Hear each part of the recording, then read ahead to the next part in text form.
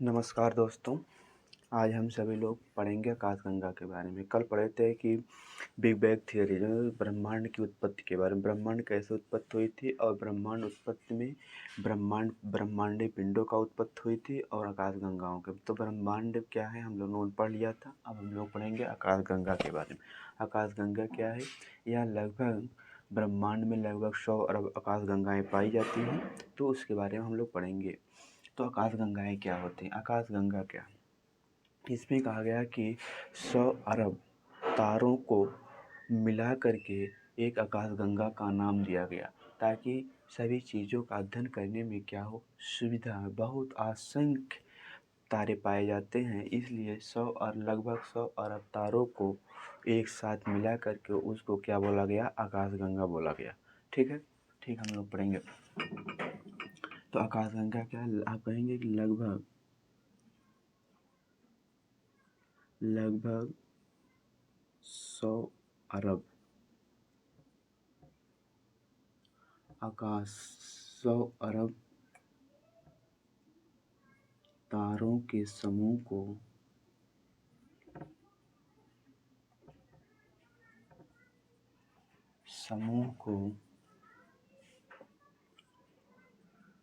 आकाश गंगा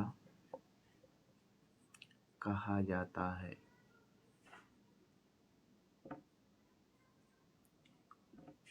ठीक, उसके बाद जिस आकाशगंगा में हम लोग रह रहे हैं उसका क्या नाम है? सबका अलग अलग नाम है। लगभग ब्रह्मांड में लगभग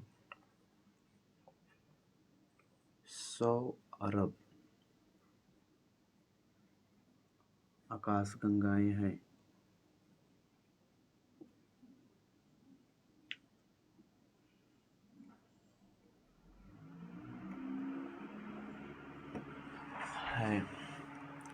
हमारी आकाशगंगा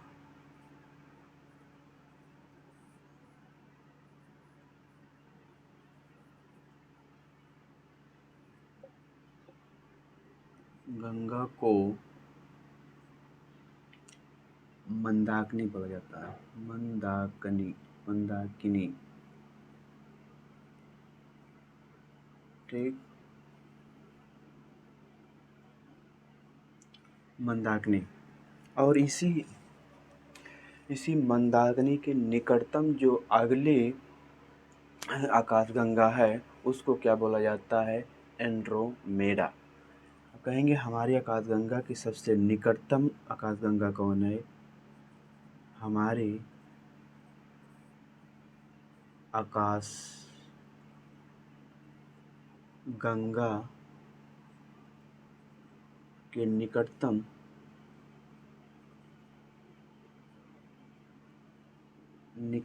आकाशगंगा कौन है? एंड्रोमेडा। एंड्रोमेडा क्या है? एक आकाशगंगा है। एंड्रोमेडा आकाश गंगा। एंड्रोमेडा आकाश गंगा। 100 अरब आकाशगंगाएं हैं।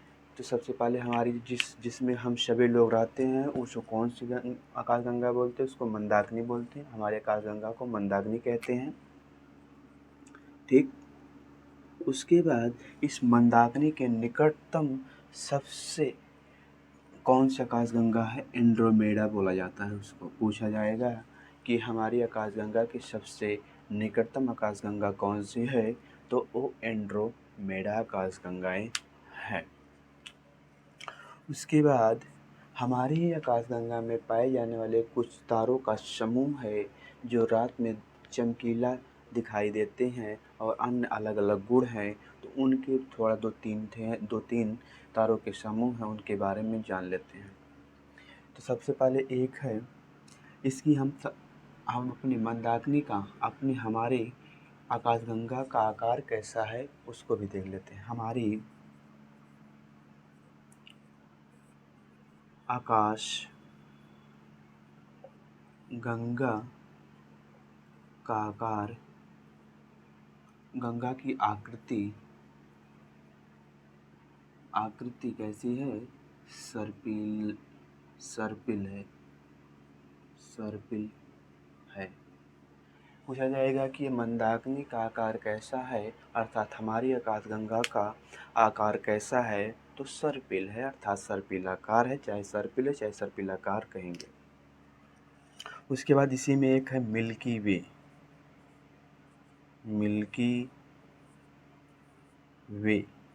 ये क्या है? मिल्की वे क्या है? रात में दिखाई देने वाला एक तारों का समूह है जिसे मिल्की वे कहा जाता है। ये क्या है? रात में दिखाई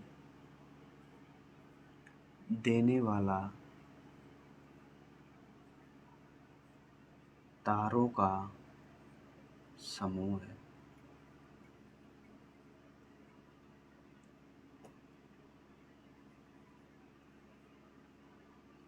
ठीक, उसके बाद इसी में है ये है तारों का समूह है। उसके बाद ओरियन नेबुला है। ओरियन नेबुला ये क्या है? ओरियन नेबुला जो कि रात में दिखाई देने वाला सबसे चमकीला तथा शीतल मतलब ठंडा, सबसे ठंडा और चमकीला रात में दिखाई देने वाला क्या है? तारों का समूह है। तो आप बोलेंगे कि सबसे ठंडा तथा चमकीला तारों का क्या है? समूह है। तारों का समूह है। मिल्की वे क्या है? ओरियन नेबुला क्या है? उसके बाद हम लोग पढ़ेंगे साइरस या डाग स्टार। साइरस या डाग स्टार क्या है? इन सभी चीज़ों को अलग अलग एग्जामों में पूछ लेते हैं अलग अलग नाम दे करके। तो एक है साइरस या डाग स्टार।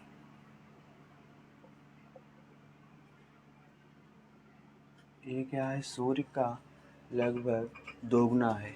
द्रव्यमान सूर्य के द्रव्यमान का लगभग दोगुना भारी है, दोगुना है। आप कह सकते हैं इसको सूर्य के द्रव्यमान का लगभग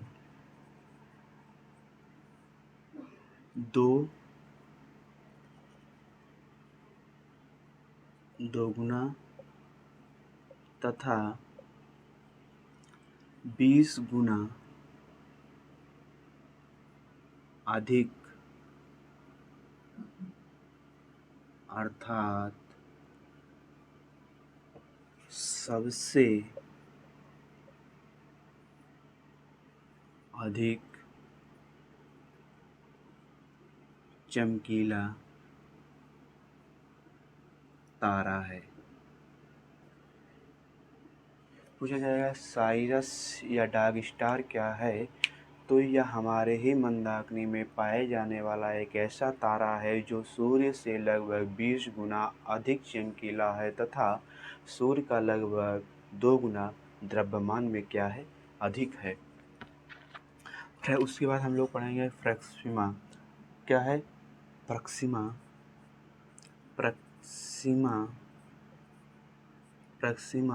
सेंचुरी। ये क्या है? सूर्य से सबसे निकटतम तारा है। सूर्य के सबसे निकटतम तारा है प्रक्सिमा सेंचुरी जो है वह सूर्य से। धन्यवाद दोस्तों, हमारी क्लास को लाइक शेयर कमेंट करिए और हम आप सभी लोगों को अगली क्लास में सौरमंडल तथा सूर्य के बारे में बताने का प्रयास करेंगे।